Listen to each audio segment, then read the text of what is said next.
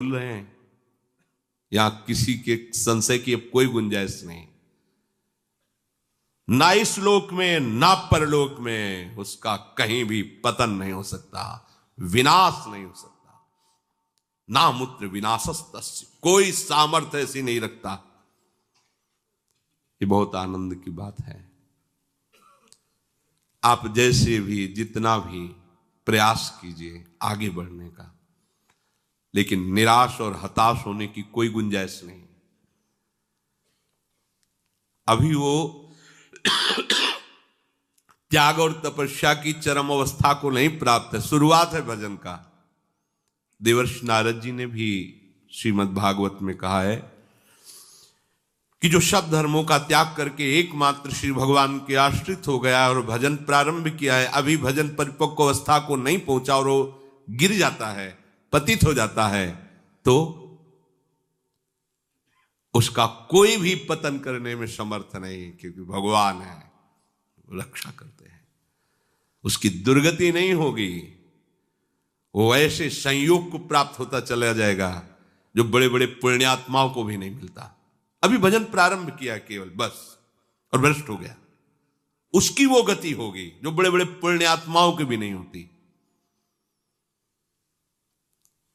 जो भगवद आश्रय लिए हुए है, ना में भक्ता प्रणश्यति, नाश नहीं। एक बार बोला आपने राधा, एक बार जीवन में, चाहे जिस भाव से बोला, और जब आप मरोगे तो वही यमराज स्वरूप है, वही धर्मराज स्वरूप है। धर्मराज बड़ा शांत गंभीर स्वरूप, महान वैष्णव, और यमराज बड़ा ही विकराल रूप। पापियों के लिए यम है और धर्मात्माओं के लिए धर्मराज है। उनके रजिस्टर में जितना सब कुछ भरा हुआ है, एक राधा नाम बोला, राधा, अब सामर्थ्य नहीं है उनकी कि एक नाम का हिसाब कर सके, क्योंकि महान वैष्णवाचार्य हैं। वो भी द्वादश वैष्णवों में महाभागवत में श्री धर्मराज जी भी आते हैं। वो प्रभु के नाम की महिमा को जानते हैं। एक बार तुम्हारे जीवन में यदि नाम लिख गया है, किसने बोला था या सुना था, तो दुर्गति शब्द तो खत्म हो गया तुम्हारे जीवन का, विश्वास कर लो। ये दुर्गति शब्द नहीं रहेगा। एक नाम, बस सबसे बड़ी बात है कि इस पर विश्वास की आवश्यकता है। बिन विश्वास भगति नहीं, ते बिन द्रवहि न राम, राम कृपा बिनु सपने जीवन लह विश्राम। एक बार,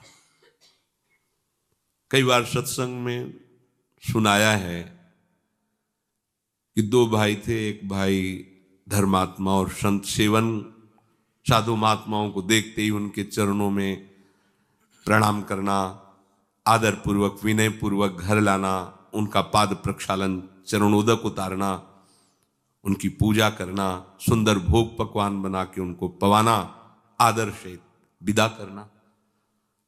उनका जो भाई छोटा था, शराब पीना, मांस खाना, गंदे आचरण करना और अपने भाई का भी विरोध करना, साधुओं को देखते ही गाली देना, ऐसा। दोनों की अपनी अपनी वृत्तियां। बड़े भाई को अंदर से बड़ा कष्ट होता। एक ही गर्भ से पैदा हुए पर कैसा ये असत आचरण करता है, कब इस पर भगवान की कृपा होगी। एक दिन अयोध्या के संतों की मंडली वहां से पधार रही थी। पहले संत जन पद यात्रा ही करते थे। उसका स्वभाव था संतों की सेवा। विनय किया तो संत श्रद्धा देखते हैं, उनके आदर भाव को देखकर घर गए। जो ही प्रसाद पाने को बैठे तो उसी समय वो शराब पी के लड़खड़ाता हुआ वहां से, क्योंकि घर तो एक ही था, वो ऊपर रहता था।